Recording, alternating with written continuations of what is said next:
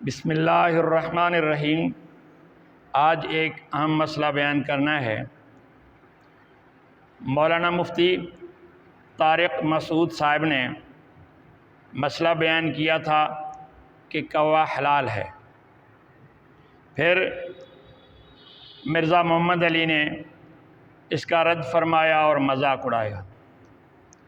ہم فقہ حنفی کے ماننے والے ہیں، وہ اگرچہ حنفیت کو نہیں مانتا اور وہ جو ہے تو کبھی خود کو اہل حدیث کہتا ہے، کبھی کچھ کہتا ہے، اور وہ خود کہتا ہے میں پہلے بریلوی تھا اور پھر تبلیغی ہو گیا، پھر میں اب اہل حدیث علماء کو مانتا ہوں۔ تو یہ دیکھو، حلال و حرام اللہ تعالیٰ کے قرآن نے کچھ بیان کیے ہیں اور کچھ کے بیان کچھ حدیثوں میں بیان ہیں اور کچھ کے اشارات کیے ہیں، نشانات بتائے ہیں۔ اب جو ہے تو کوے کے بارے میں مسئلہ بیان کرنے سے پہلے ایک لطیفہ سن لیجئے جو علماء کرام کے خلاف لوگ سناتے ہیں۔ کہتے ہیں کہ ایک جال میں کوا اور کبوتر پھنس گئے۔ کوا رونے لگا اور بہت پریشانی کا اظہار کرنے لگا، ادھر ادھر پھڑپھڑانے لگا کہ نکلوں۔ تو کبوتر نے کہا تجھے کیا ہے، جال میں پھنسا ہوا ہے، تو کیوں رو رہا ہے؟ تو حرام ہے اور تجھے تو چھوڑ دے گا، اور میں حلال ہوں، موت تو میری آنی ہے، شکار تو مجھے ہونا ہے، تو کیوں رو رہا ہے؟ تو لطیفے کے مطابق کوا کہتا ہے کہ نہیں، تمہیں پتہ ہے یہ جال کس نے لگایا ہے؟ یہ جال مولوی کا ہے، وہ کوئی نہ کوئی پرانی نئی کتاب ادھر ادھر سے کوئی حوالہ دے کر مجھے حلال کرے گا اور کھا جائے گا۔ تو یہ تو تھا لطیفہ علماء کے بارے میں جو لوگوں میں چمے گوئیاں کی جاتی ہیں، لیکن علماء حق کا جو کتاب و سنت سے مسائل اخذ کرتے ہیں یا ائمہ مجتہدین دین نے جو مسائل اخذ کیے ہیں وہ سناتے ہیں، وہ بتاتے ہیں اور ان کے مطابق فتویٰ دیتے ہیں۔ اب یہ کوا حلال ہے یا حرام ہے، اس کے بارے میں ہم نے جو اپنے اساتذہ سے پڑھا ہے یا سنا ہے، فقہ حنفی کے ہم ماننے والے ہیں، صرف دعویٰ کرنے والے نہیں، ہم فقہ حنفی کو مانتے ہیں اور ائمہ کو بھی سچ سمجھتے ہیں۔ مثلا کچھ ائمہ کہتے ہیں کہ لومڑ بھی حلال ہے اور کانٹوں والا سیب بھی حلال ہے، اسی طرح جو ہے تو گیدڑ بھی حلال ہے، بجو بھی حلال ہے، لیکن فقہ حنفیہ کے مطابق یہ حرام ہے، ہم ان کا مذاق نہیں اڑاتے۔ تو اسی طرح اگر فقہ حنفیہ کے علماء اگر کسی چیز کے حلال ہونے کے بارے میں بتائیں تو باقی فقہ والے یا غیر مقلدین ان کا مذاق نہ اڑائیں۔ علماء کا مذاق اڑانا نبی کے ورثاء کا مذاق اڑانا ہے، یہ بہت غلط ہے۔ سستی شہرت کے لیے کسی کا مذاق اڑانا اچھا نہیں ہے۔ تو کوے کے بارے میں 3 قسم کے کوے ہیں۔ ایک یہ جو شہروں میں گھومتے ہیں، جو شرارتیں کرتے ہیں، لوگوں کو تکلیفیں دیتے ہیں، جن کو فاسق کہا گیا ہے 5 جانوروں سمیت، تو یہ تو حرام ہے کیونکہ یہ گوشت کھاتے ہیں اور گندگی کھاتے ہیں۔ اور ایک دوسرا اس سے کچھ بڑا ہوتا ہے جو تھر میں ہوتا ہے، ریگستانوں میں ہوتا ہے، اور وہ بھی دانے وغیرہ کھاتے ہیں، وہ شکار نہیں کرتے۔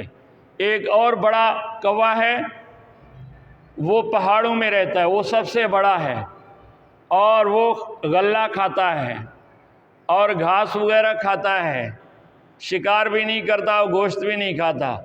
وہ اس یہاں گھومنے والے آبادیوں میں گھومنے والے پرندوں کے مقابلے میں 3 گنا بڑا ہے۔ وہ میں نے خود دیکھا ہے ضلع جھلمکسی نصیر آباد کے علاقوں میں کہ چاول کے فصلوں پر وہ آتا ہے اور ان کے جو خرمن ہوتے ہیں جہاں ڈھیر لگایا جاتا ہے، تھریشر کیا جاتا ہے، وہاں جمع ہو جاتے ہیں اور وہ فصلوں کو کھاتے ہیں، ان کے دانے کھاتے ہیں، ان کا شکار وغیرہ سے تعلق نہیں ہے۔ اور وہ ان کے بارے میں لکھا ہے کہ وہ حلال ہیں کیونکہ وہ پہاڑوں میں رہتے ہیں، پاکیزہ چیز کھاتے ہیں اور پاک ہیں۔ فقہ حنفی کے جو دلائل ہیں حلال پرندوں کے بارے میں، ان سب پر وہ پورے اترتے ہیں۔ وہ کوا حلال ہے باقی جو 2 کوے ہیں ان کے بارے میں حرام ہونے کا حکم لگایا گیا ہے۔ اب رہی یہ بات کہ وہ حلال ہے وہ کیوں حرام ہے، یہ تو ہم چھوٹے لوگ نہیں بتا سکتے، وہ بڑے مجتہدین بتا سکتے ہیں، ان کے پاس ان کی دلیلیں بھی ہیں۔ کوئی نہیں کھائے تو نہیں کھائے، اور ظاہر ہے کہ سب کے ہاتھ میں تو وہ پہاڑی کوا نہیں آ سکتا، نہ علماء کے ہاتھ میں نہ کسی اور کے ہاتھ میں، وہ سردیوں کے سیزن میں آتا ہے ان میدانی علاقوں میں، پھر واپس چلا جاتا ہے، پھر جو ہے تو نظر نہیں آتا، اور جو ہے تو وہ جو ہے تو دیکھنے سے تو کوا لگتا ہے لیکن عادات و اطوار اس کے کوے کے نہیں ہیں، اور اس کی آواز بھی الگ ہے، اس کوے کی آواز الگ ہے، اس کوے کی آواز بھی الگ ہے، فرق ہے دونوں کی آوازوں میں۔ اس کوے کے مسئلے بیان کرنے پر ہمارے بڑے عالم تھے مولانا عبد المجید الانجاری رحمہ اللہ علیہ، ارشاد الصرف اسے حفظ کی طرح یاد تھا۔